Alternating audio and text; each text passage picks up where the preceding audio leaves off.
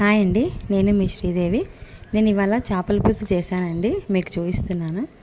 చేపల పులుసులోకి మనం తయారు చేసుకోవాల్సిన మసాలా ఇది: కొబ్బరి, ఉల్లిగడ్డలు, ధనియాలు, జీలకర్ర, నల్ల యాలకులు,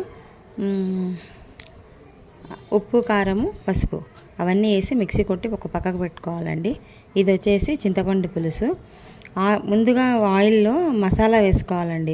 మసాలా వేసుకొని అది పచ్చివాసన పోయేంత వరకు బాగా ఫ్రై చేసుకోవాలి. చేసుకున్న తర్వాత చింతపండు పులుసు పిండాలి అందులోకి. చింతపండు పులుసు పిండిన తర్వాత అది కొద్దిగా బాయిల్ అయ్యేటట్టుగా వస్తుంది. అప్పుడు మనము ఫిష్ వేయాలండి. అందులోకి వేసి ఒక 10 to 15 మినిట్స్ ఉడికించుకుంటే చేపల పులుసు రెడీ అయిపోతుంది.